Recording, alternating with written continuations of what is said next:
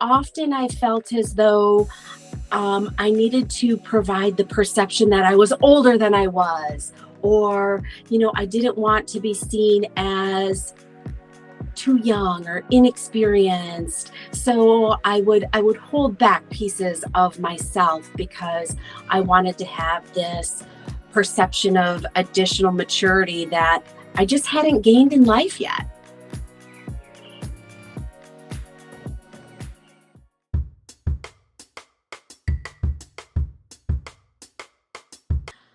I was looking for really any job, right? I was a little bit frantic of, oh my goodness, I'm graduating. I have rent. I have student loans. I need to find a job. And I had come across a interview that was going to be on campus, and my advisor recommended it, where she was like, I think you would really gel well with this organization. They're a small startup, but they do a lot in the marketing research space, and meet with them, see what you think. I was a little skeptical to start, and it was just absolutely the best decision I ever made. So I started with a small startup after college, and we were doing marketing research projects for automotive dealerships. And this was in the day where we were actually stapling a dollar to a survey to encourage people to complete this information about what their experience was with the dealership. I said initially they were paper, we were mailing the dollar, we were collecting it back, but quickly we discovered there's something here. And the company I was with developed a customer relationship management software where this could all be then captured digitally.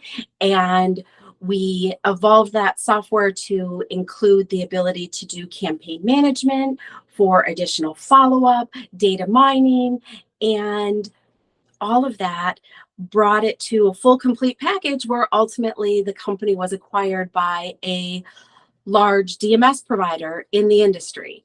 So I had the amazing experience of being at a really small startup and wearing just every single possible hat that you could, because we were, less than 50 people. You did what needed to be done. And then in just a few short years working for a enormous established organization with full departments for roles, and really getting to see both ends of the business spectrum. um,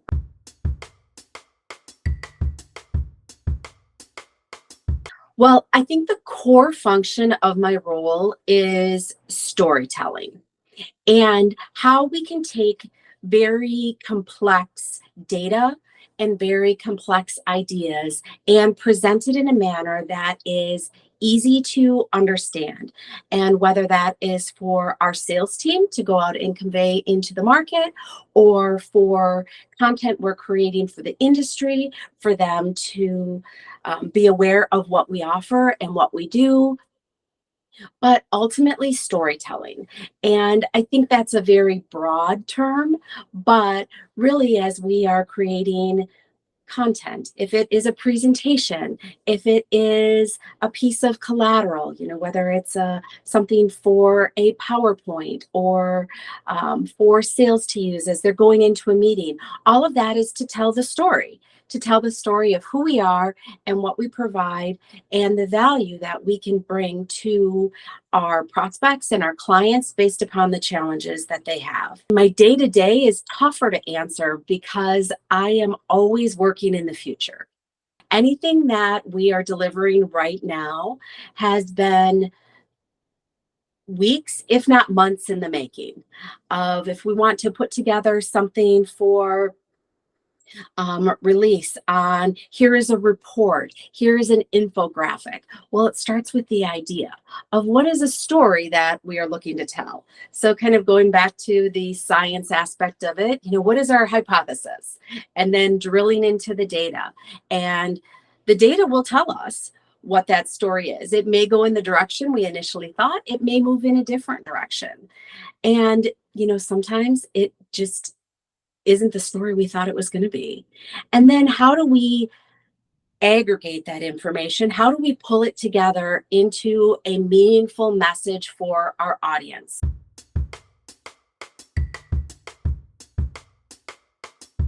I mean, we are providing a overall deck of, how does a salesperson explain who Experian Automotive is and what is that message? Talk tracks for supporting that. Individual, let's say a product category message of what can we do in the marketing space? What can we do in the vehicle history data space? What can we do in the statistics space?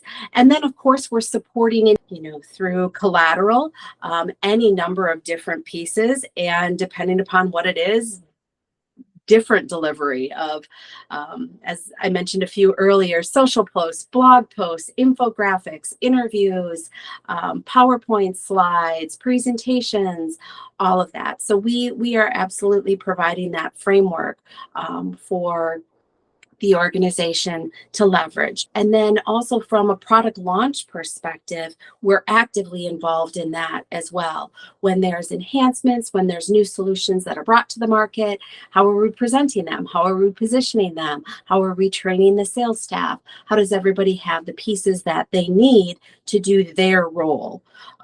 Whether it is sales operations or client services, the sales team, that everybody is fully aware of what the solution is and how we represent it in the market.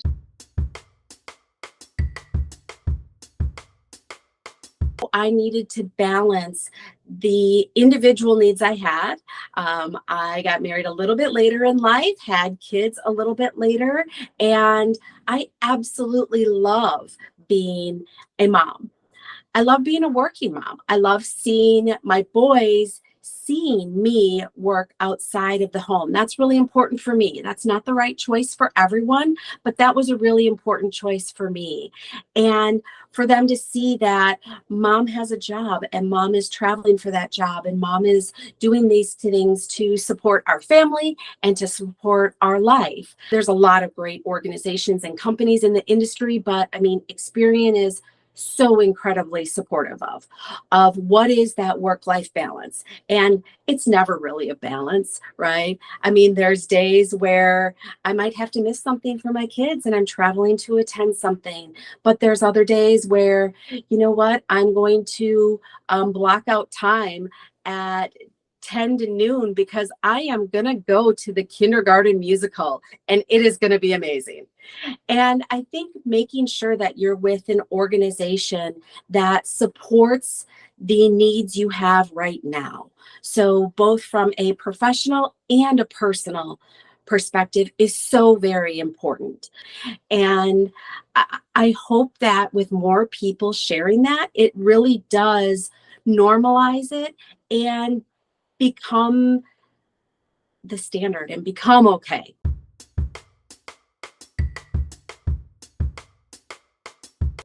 Consider auto.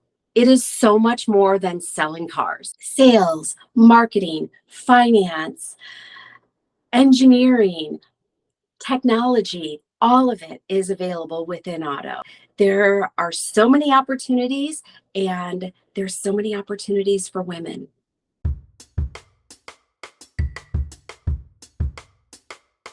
Biggest thing I have gained over the years is the confidence that I have the knowledge, I have the experience, and I do deserve to be in the room and to be sharing that with the industry. And I think initially, a lot of times I maybe felt as though it was luck. And there is a certain aspect or element of luck, kind of right place and right time. But as I've grown in my career and in my experience, I think it's more than just the right place and the right time. You have to have the skills and the experience to be eligible to execute on that.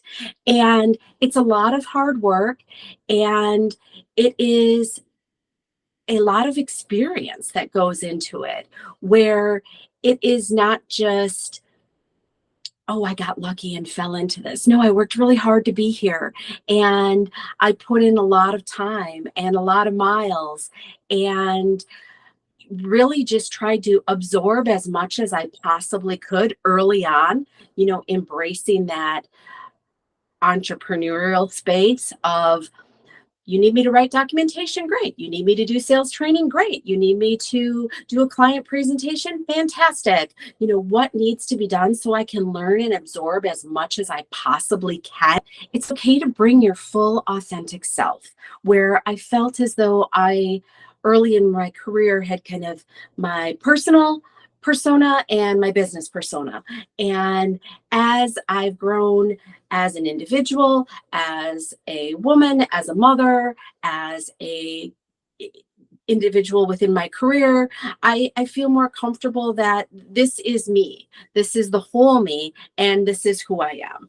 And how I present myself might be different in a presentation, say in a business environment, than at a barbecue at a friend's house in the backyard, but I'm one person, the same person. And it's okay to bring your entire authentic self to the business environment.